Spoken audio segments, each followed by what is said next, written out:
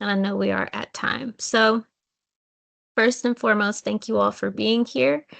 For whatever the case may have been to bring you here, I'm happy to have you. We have a few people that popped into the chat who are just excited to be here and hear some information, and I'm going to give you a lot of it. So, um, I'll definitely make room for some questions towards the end, or if you put things in the chat as we go, I'll make sure to address those at the end as well. So hopefully we can have a little bit of a conversation as we move through. So we are our DSW team, our Doctor of Social Work program, not to be confused with the PhD in Social Work program. The DSW is an advanced practice degree. The team of us is small but very mighty. Myself, I'm the program manager. I work with both the PhD in Social Work and the DSW program.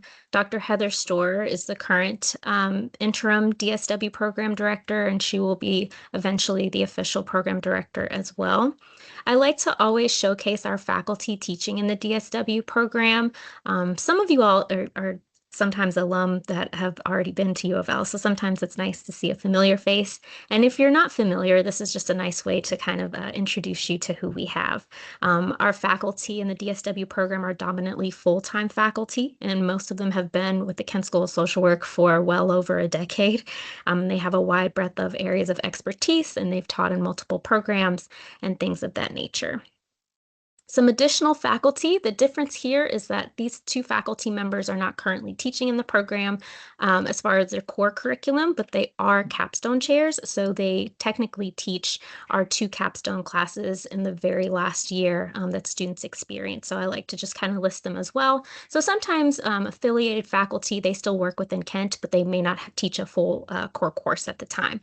So we have their mentorship in other ways. We also have a few part-time faculty folks here, they actually teach a section. So they don't teach the full course. They'll teach a section of that course, and it's usually led by a full-time faculty person.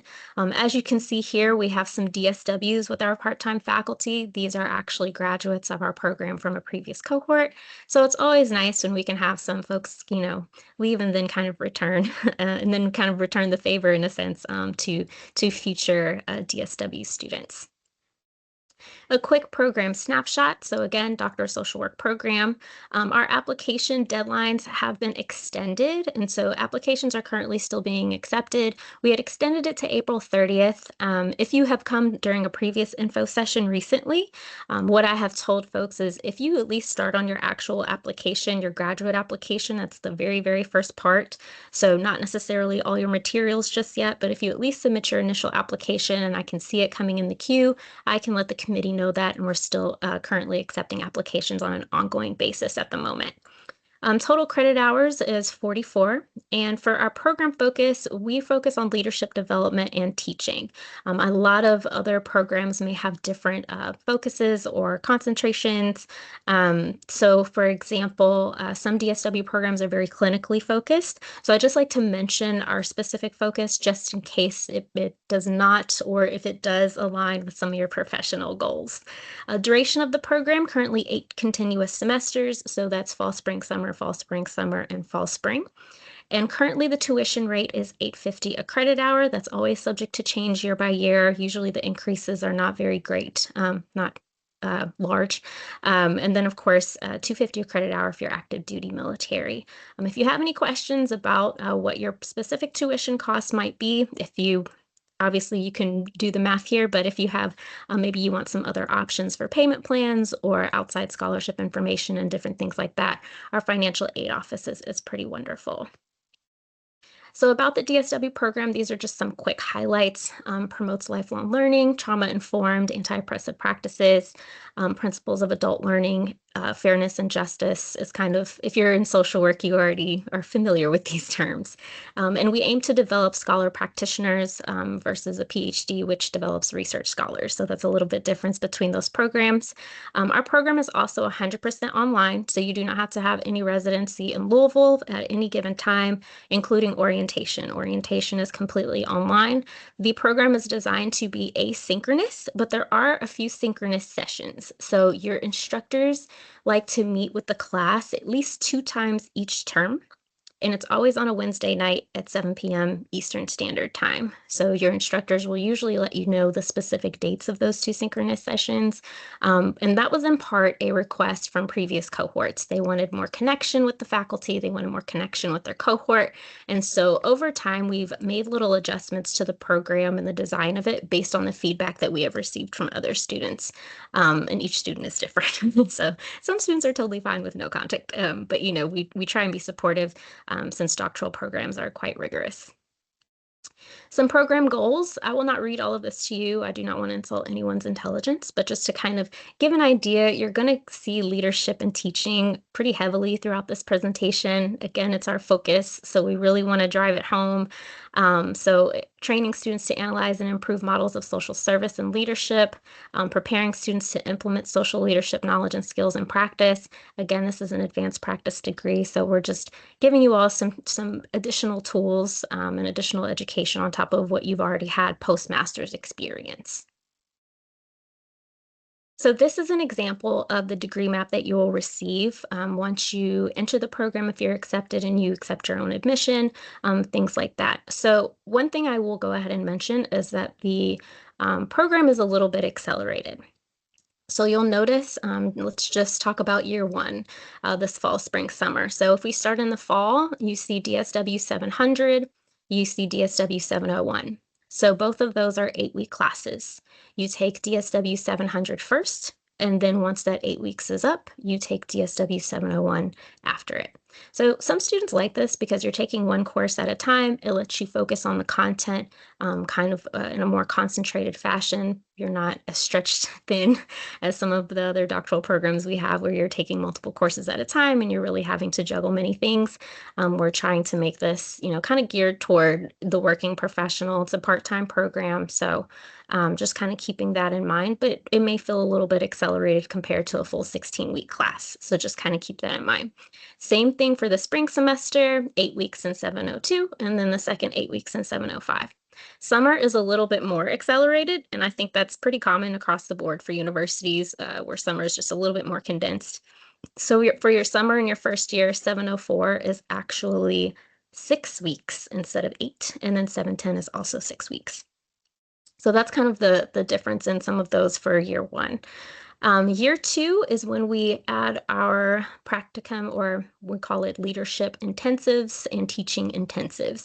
So it's not a practicum in the sense of you're meeting with someone every week for an hour and you have to accrue, I don't know what it is now, 30 hours or 26 hours or whatever it is as a master's program. It's nothing like that at all. Instead, you'll be given some objectives. So for your leadership intensives and your teaching intensives, you'll be given some objectives. You'll identify someone to be a teaching or leadership mentor. And I'm going to let me see, is Dr. Miller on here? Yes, Dr. Miller is with us. So she'll go over those pieces a little bit more in depth. But what I did want to point out was because of that additional intensive piece, you'll see DSW 714 and DSW 715. Those actually span throughout the entire semester. So that professional engagement that you'll have, that intensive that you'll have, will be for the entire semester. Your other two courses, like normal, will be 8 weeks at a time.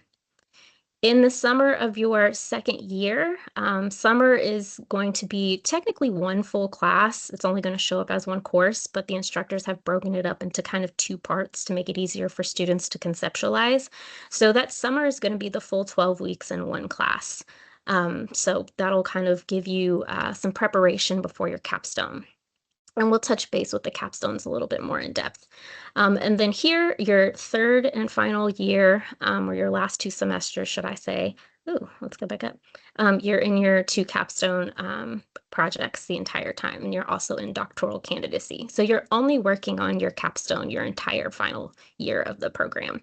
So the other thing I just want to make sure that you all have the opportunity to do is just to take a look at some of the course titles.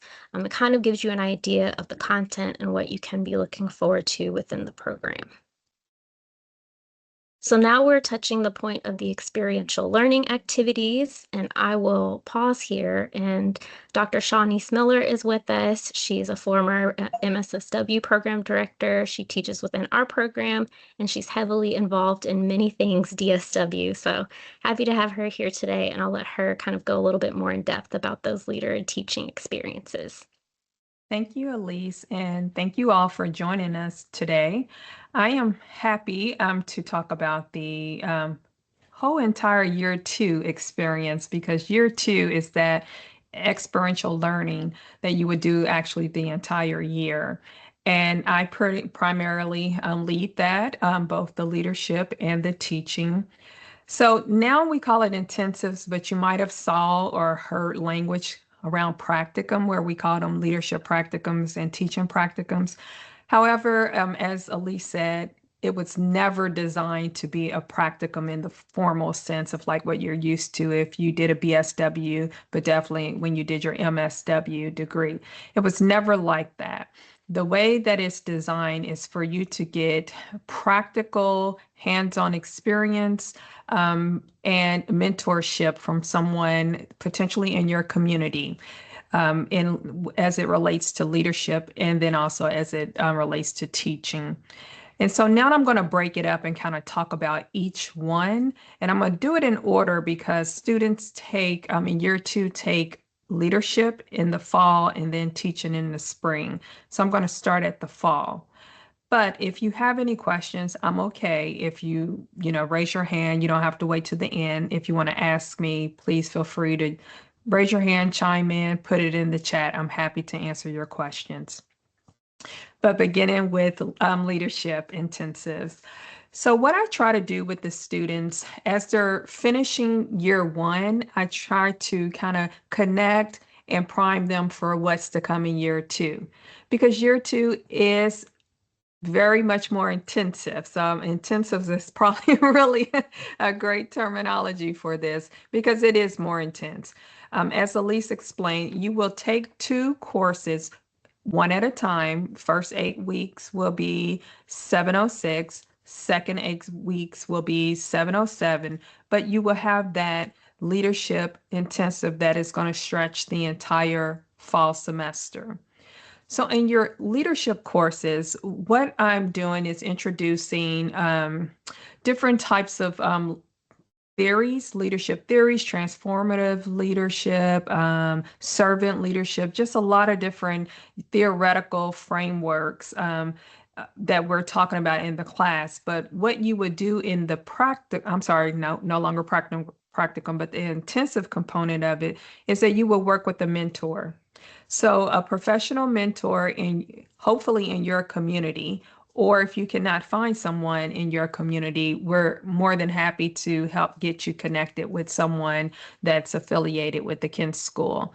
But what we try to do is support you where you are, because my goal ultimately is to help you advance professionally in real time if it's a possibility to do that. So if you're able to connect with someone within your agency, out of your agency that you look to and see that they have a lot of great skills, you want to learn from them, so you would just approach and ask, would you serve as my mentor during my leadership intensive?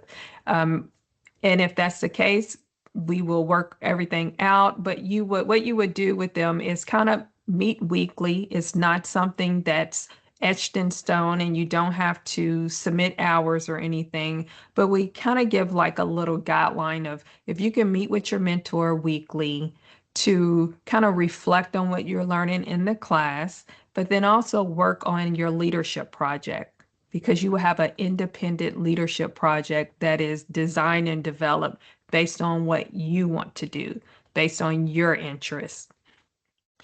So that is something that you would do during the fall semester. And the assignments that you do in the classes will all be what is considered artifacts that will then later be packaged into a leadership portfolio. And this portfolio is something that you can use to, as you're applying for positions, as you're approaching potential supervisors or managers, and you're trying to advocate for yourself for a new position, a higher position, or more leadership responsibilities, you will have essentially a portfolio of documentation that's showing that you are primed and ready to step into leadership positions. Are there any questions that is related to the leadership courses and intensive? And again, that's in the fall semester.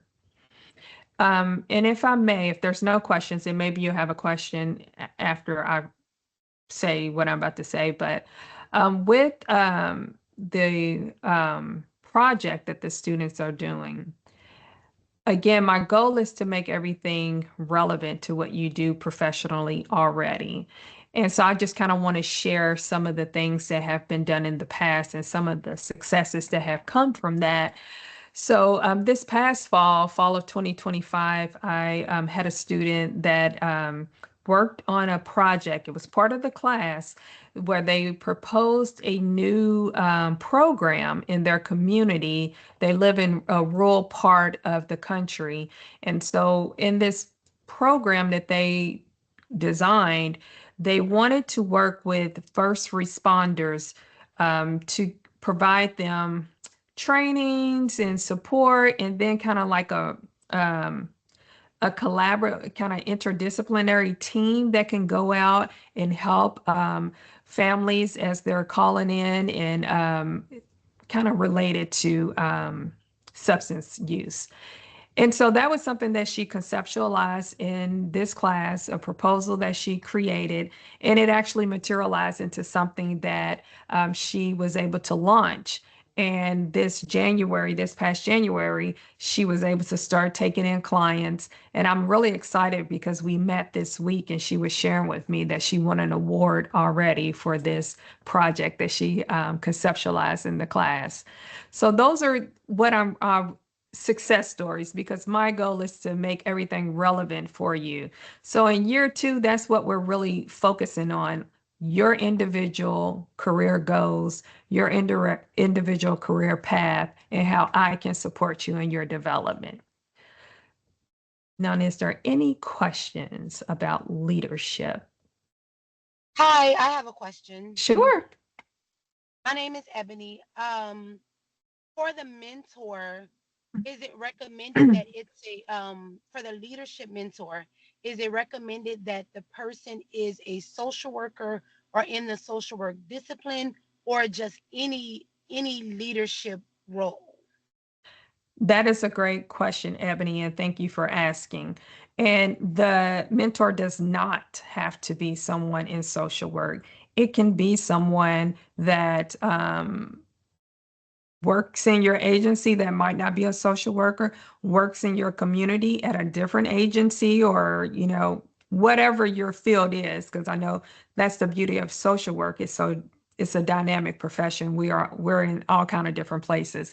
So it does not have to be a social worker, but someone that you look to with that has the leadership skills that you are seeking to develop.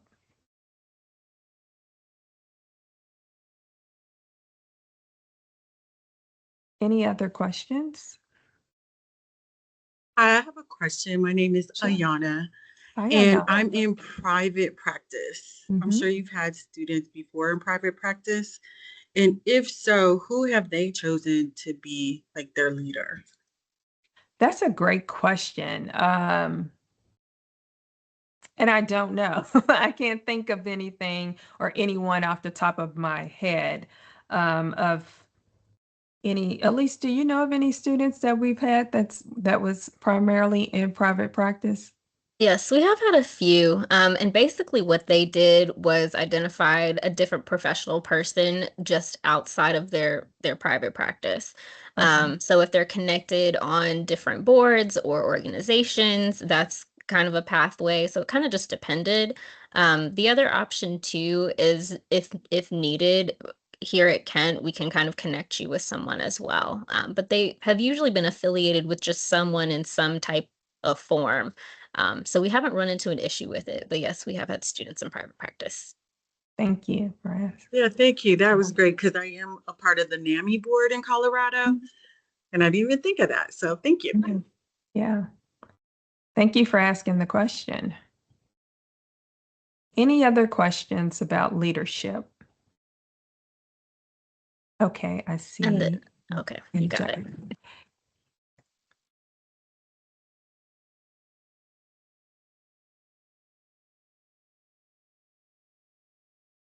Actually, Quentin, you could absolutely. If clinical work is something that you're definitely wanting to continue to do and embrace, you probably would need to, seek someone that can help because and I'm saying this because that's not our focus in this program, but absolutely teaching and leadership is very much what we're teaching and what we're offering is very much something that it's a great skill to have in your clinical profession.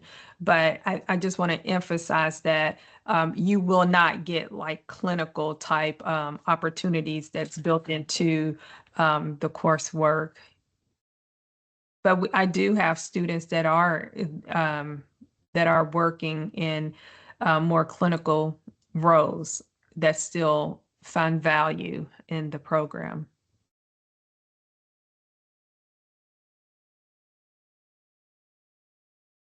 You're welcome, and thank you for the question.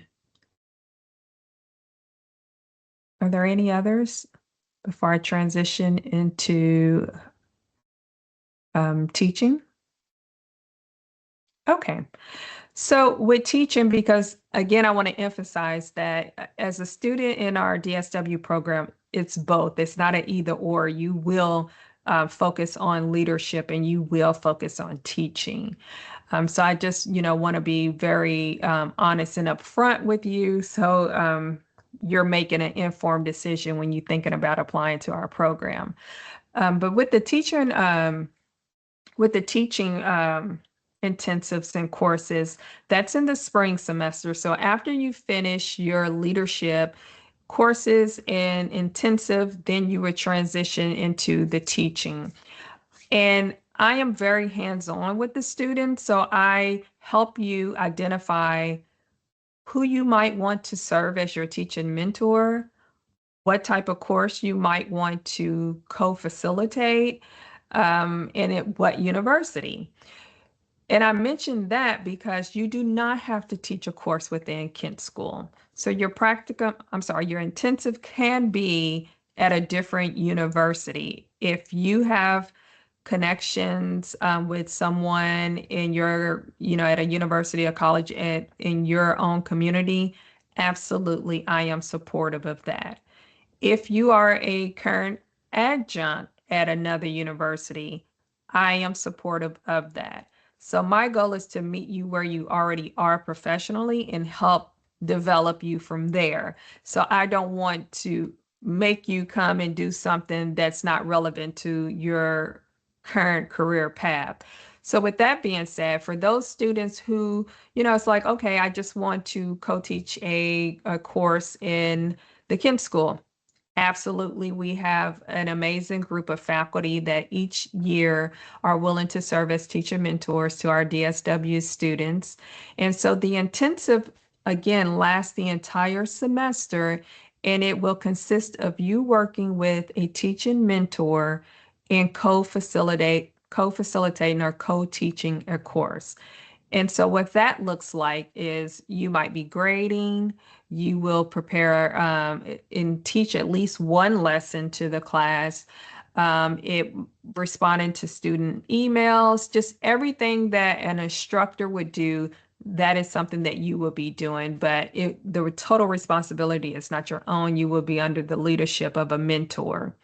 So during the spring, you will have probably more meetings with your mentor, your teacher mentor, because you're prepping for, weekly lessons. You're discussing grading. You might be discussing student concerns. So typically you meet at least a week, like weekly with your teacher mentor to make sure that you're staying on top of the course that you're co-facilitating with them. But at the end of all of this, your teaching courses and your teaching intensive, you will compile a teaching portfolio. And that portfolio will consist of all of the required documents that you submit when you are seeking, whether that's full or part-time faculty positions. So that looks like your teaching philosophy. You will create that, your a lesson plan. You will have a demonstration of a lesson. You will do a professional development training in teaching. So it'll be all of the different things that universities and colleges are looking for when they're looking to hire someone to teach within their programs. Are there any questions about the structure of the teaching intensive?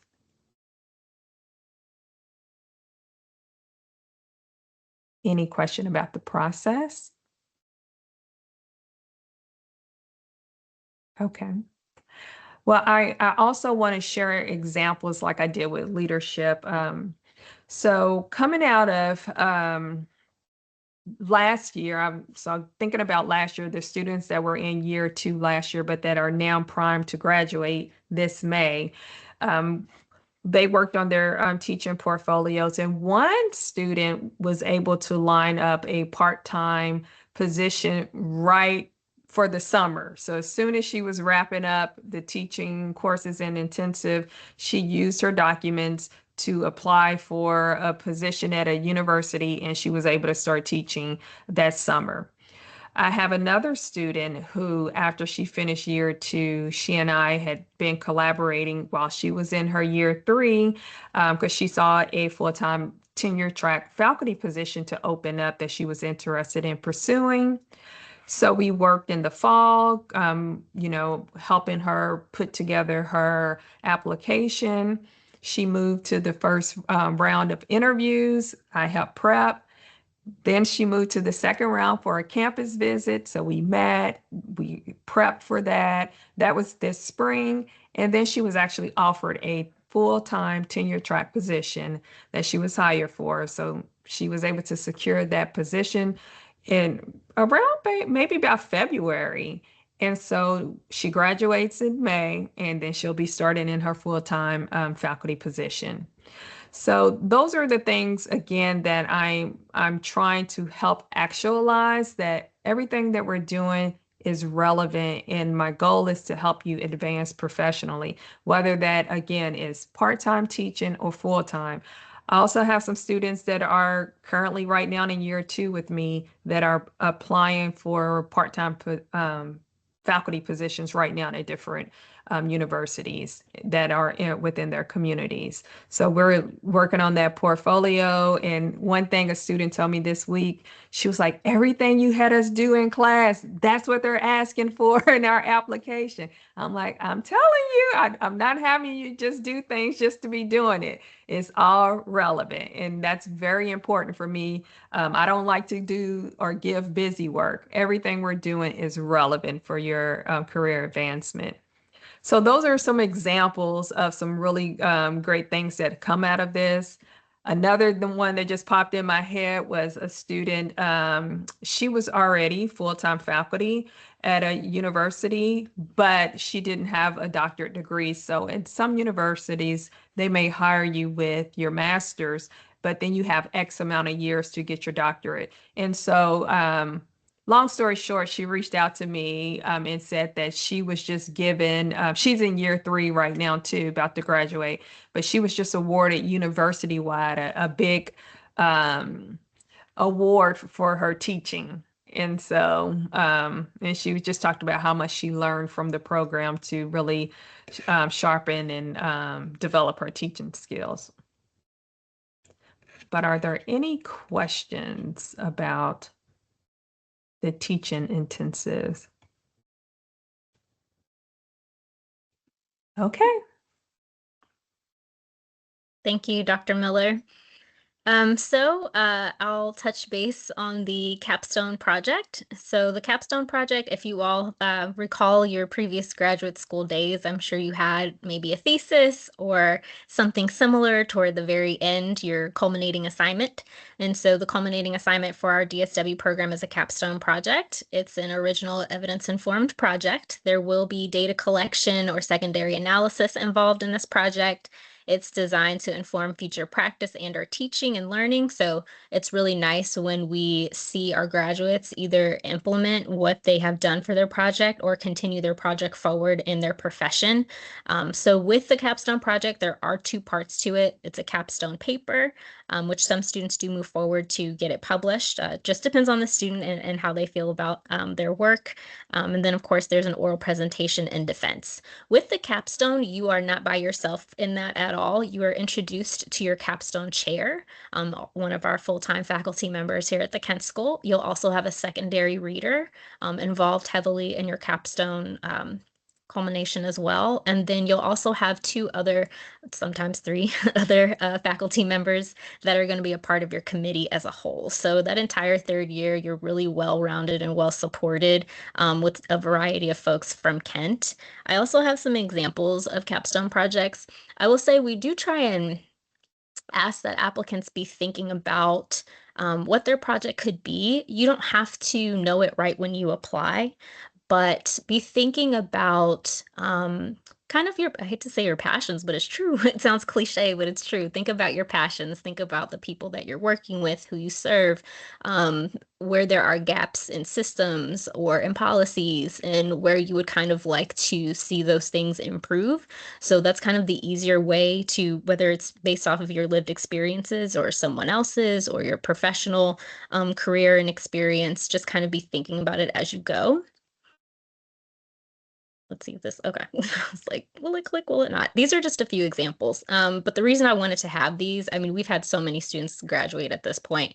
But the reason why I wanted to have a few is just so you can kind of get an idea that there's no right topic or anything. All of these topics, I'm sure you can imagine, are well connected to the experience professionally or personally of the specific student. So just kind of taking a look, interventions for reducing barriers to future employment success in first-gen college students, exploratory study of barriers and facilitators of trauma-informed care in youth residential settings. So we're lucky because our students bring such a variety of experience, and it's such a diverse group. No one really works in the exact same location or profession or different things like that. So they all have something to offer and contribute to our program just as much as we try and have something to offer and contribute to our students. Is there any particular question about the capstone? Like I said, you're working on your capstone the entire last year. And usually that summer right before your capstone, that's when you're going to start having your proposal. So you won't just dive into your third year with nothing. You'll already have that prep work over the summer with faculty. I'm just looking at the chat. Real quick, this slide, difference between the DSW and the PhD. I know that I touched on it earlier. The PhD is really heavily research intensive and focused. The data collection is just a lot more heavier on that side. Some of the theories and practices in the PhD side, curriculum-wise, are much different than the DSW. But the DSW is going to give you a little bit of a taste of the analytical thinking, those critical skills, knowing how to do data collection, knowing the IRB process. So you are going to get a taste of that in the DSW program. So some people will come in and they get a little bit surprised by that capstone. They're like, oh, I didn't think I was going to be doing any type of, data collection or something related to search of the literature and things like that. But these are all important skills for any doctoral program. And it's really going to give you that credibility of your DSW once you graduate. So what can you do with the DSW degree? These are just some light categories on here. This is not all inclusive. I know I mentioned that our students come from all over. They have, a variety of experiences already. So please don't feel like if you don't fall into one of these categories that a DSW is not going to be beneficial to you, because it will. If you have an interest in leadership, advancing practice, or advancing education in some way. our program can definitely be a benefit to you. So faculty or administrator, policy practitioner, consulting and training, there's a variety of things that our students have done. I know Dr. Miller touched base on several accolades from some of our students related to teaching, and we also have that related to the leadership as well. We have some students that want to move into upper administrative roles or become a director, or they see opportunities in the community or government agencies. And now, because of the program and the experience that they've kind of gathered, they've been able to apply and obtain some of those positions and make a larger impact from a higher level. So what does it take to be a successful doctoral student? A lot of this here you may think is just kind of given knowledge, and it is. But I think with the programs that I've seen and the students that have come in, there's always a transition period. You live your life, you're a professional, you have your work, maybe you have family, maybe you have other obligations or just other commitments that you have during your daily life. So making room for this program will be a little bit of an adjustment. And also coming back to being a student will be an adjustment. So asking questions, ask away. This is all new, it's a first time experience. So, keep that line of communication open with your instructors, your faculty, and your staff. And especially if there's certain circumstances that kind of arise that might impede on your academic progress. We're not robots. Our life is not always rainbows and sunshine. Sometimes things happen in our lives where adjustments need to be made. And we try and work with students as much as we can on that academic side to provide support. We want to see our students be successful. We want to retain them if we can. We want to move them forward towards their degree. So let us know if there are some things that kind of pop up where, maybe we need to adjust some things in the classroom or adjust some things for the program to keep you moving forward. We have this note here, ask for assistance sooner rather than later. The reason why that note is there is because sometimes students will either fall off the grid or just kind of wait a little bit too late to kind of let us know what could be going on. They don't have to give grave details or anything like that, but if there's options we are able to provide, usually the sooner we know, the more options we can provide. So it just makes things a little bit easier to do. But as long as the line of communication is open, that's just always helpful. So study success, create your study space. I've been in an online program, and really dedicating that time is very important. So if you have a busy household, or again, you have commitments or other things, be thinking about what your supportive circle is going to look like. We provide a lot of support, on our end, and we have the most supportive faculty, I will say, I've been to a couple universities now. So the Kent School really does have some truly supportive faculty. But we know you also need support where you are. And we're not always there because our program is, online and asynchronous, and our students are, in different zip codes and area codes and time zones. So be thinking of your supportive circle, whoever that may be. Be thinking about what centers you. So whatever helps you alleviate stress. Be thinking about the things that you have involved in your life. And if you can let some of those things go temporarily, or have someone help you with some of those things temporarily, so that you're able to focus on your work and be able to commit to your program.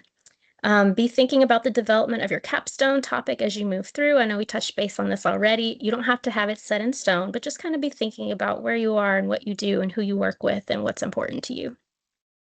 Support success, basically take care of yourself. Eat, rest, exercise, have your support system. Try and be flexible. Try and give yourself a lot of grace. It's always a transition going back to school at all, and doctoral programs are especially rigorous. So what to expect during DSW study? The orientation is online. I think I mentioned that earlier. So orientation usually takes place in July. I think I also mentioned your instructors try and meet with you twice each term for classes, 7 p.m. on a Wednesday night. So we try and get students used to that with orientation by having orientation at 7 p.m. on a Wednesday night, Eastern Standard Time as well. So each week of July, so it's usually 4 weeks, you'll have a Wednesday night dedicated to an online session. It is usually recorded as well in case folks can't make it, but it'll go over various topics to get you prepared for the program. So this may be, we did a session on search of the literature, our university databases, our university libraries, writing center, resources. We had a session on Blackboard resources. Blackboard is the platform, the online learning platform that we utilize for the DSW program. And then there were a few other sessions over other pieces that are just going to be helpful for you coming into a doctoral program and being successful in academia. As far as expected performance, doctoral level writing skills, completion of a weekly course load with a minimum of 12 to 15 hours per week. So again, be thinking about how you can carve out that time. If you're someone that works 60 hours a week, our hope is that you may have an understanding supervisor that can help you cut some of that back so you can have a little time for your program. Participating in 2 synchronous sessions per 8-week course, and again, initiate communication if you have personal issues that come up. We do have a Synergist seminar as well. The Synergist seminar meets monthly. It's optional. It just provides some additional content, supplemental materials. It leaves room for questions and answers with the cohorts. All of the cohorts gather as one, so that way they have a chance to also ask each other questions. They're usually at different points in their program, so sometimes it's helpful to, if you're in year 1, to kind of know what you're looking forward to in year 2 with somebody who's already been in the intensives experience. Or if you're starting to work on capstone, maybe you have something to offer to someone who is in their 1st or 2nd year as well. Synergists also will have sessions directly from faculty that will go over capstones a little bit more in depth. So you don't necessarily have to wait until that 2nd summer to kind of get the tea. You can go to the Synergist session and kind of listen and participate with faculty, giving you a heads up and some information on leadership practicum and on capstone ahead of time. Dr. Miller, did you want to add anything with regard to the Synergist session? I just want to make sure I covered everything on that. No, you covered it all. Thank you. You're welcome. Okay, candidate requirements if you intend to apply. Master's GPA of at least a 3.0. That's a graduate stipulation and not a program stipulation. Complete an MSW or MSSW degree from a CSWE accredited program. This is in part due to CSWE accreditation requirements. We do have 3 years of postmaster's degree work experience preferred, but we are considering applicants that have 2 years postmaster's experience. So just kind of based on their overall application and how they do throughout the application process. So if you are 2 years post MSSW, we do encourage you to apply, and we still are accepting applications ongoing at this time. And I know we had one person in here from Spalding. If they want to email me to the side, I understand that situation. I'm happy to touch base with you about the application process. I know it's a different program, so I'm happy to touch base with you about that. You also would need to be employed currently in a human service setting, at least part-time. And the reason for that is because some of our classes are directly applicable to the work setting right then and there. So a student won't get a true experience out of this doctoral program. They won't be able to complete some of the course objectives without being employed in a human service setting. So I just want to touch base on that as well. Other forms of employment in similar environments can be considered on a case-by-case basis as well. And then must possess strong written and oral communication skills and analytical ability. So the application process starts with a graduate application. This is a university application, and all programs require it. It's just a general application. There is a $65 application fee. Your college transcripts, if you are a current U of L alum, then we can pull your transcripts for you. Any other transcripts you would want to pull directly from those institutions, have your registrar's office from those institutions send the official transcripts to our graduate school admissions office. Always have them sent that way. Don't ever send them yourself, or they may count them as an unofficial transcript. Your personal statement of goals for pursuing the DSW degree, there is a checklist on our online learning website that will have the exact prompt that we would like our applicants to use. So could just kind of pinpoint some questions, so to speak, that are more directed to the program. Current resume or CV, a writing sample demonstrating applicant writing and analytical ability. This also has a prompt requirement, and it's kind of just to see sort of where you are with academic writing. So APA style, doing a brief research document over a social issue that's important to you. Again, all of that is on the prompt directly, so you don't have to necessarily remember anything that I'm saying, but just trying to give you a heads up of kind of what we were looking for. 3 letters of recommendations from individuals familiar with the applicant's work or academic ability and performance, such as current or former supervisors and instructors.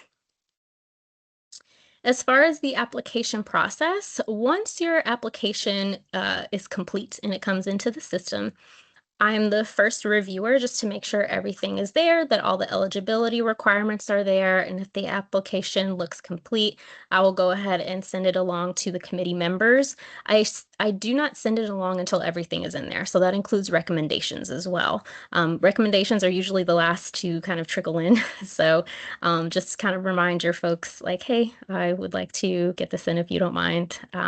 There should be a notification for them to fill out a recommendation form. So once the committee reviews it, then there'll be an extended offer for an interview. So you'll usually hear from me, kind of getting some dates, times from you of what works, and then we'll have the committee meet with you for 20 or 30 minutes.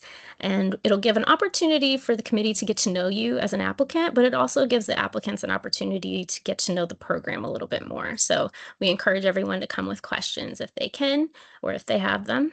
And then from there, the committee will make a recommendation for an applicant to be admitted. And so we'll propose an offer, and the applicant can accept, deny, or defer that offer, which is their admissions decision. So our initial deadline was March 15th. We had an extended deadline of April 30th, and we're still accepting applications. So please feel free to get started on those, and definitely let me know if you have any questions at all, and I'm happy to help. Let me figure out how to not share anymore because Teams is different now. Alrighty, how many are accepted? So we accept a cohort of 20 each year. And it just kind of depends. Some years we get 40, some years we get right at 20, some years a sprinkle. So it kind of just depends on the year, to be honest, and who is in the applicant pool, because we also want to make sure that they're a good fit for the program. So sometimes it even depends on how the interview went. We very rarely will turn down an applicant if unless they truly are not ready in some way to be successful in the program. So if we can tell, like academically, they may not be able to be successful in a doctoral level program, or maybe they need some additional work experience or something to that effect to make them not only more eligible, but just have a more robust application, then we may, suggest that maybe this is not the right time. But we try and give feedback if we do that. So, any other questions? I actually have several other questions, but some of them are probably not applicable to the whole group, so I don't want to take up time in the whole group. So I'm just curious about how we can move forward with those questions. Sure. If you want to shoot me an email, I just put it in the chat, and then if depending on how detailed your questions are, you can either email them to me or we can set up a time for a virtual meeting. Okay.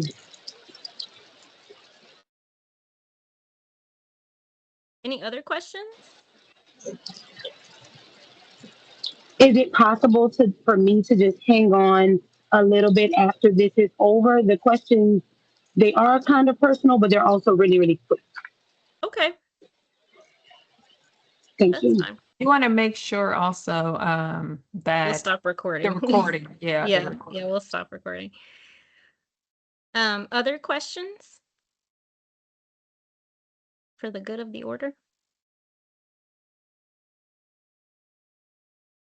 Okay. Well, I know that was a lot of information. Quentin, like I said, if you want to shoot me an email, I'm happy to touch base with you. And anyone else, if you do not have questions, I guess you can reclaim your time, your 11 minutes. Thank you Thank all you all for, so much. you're welcome.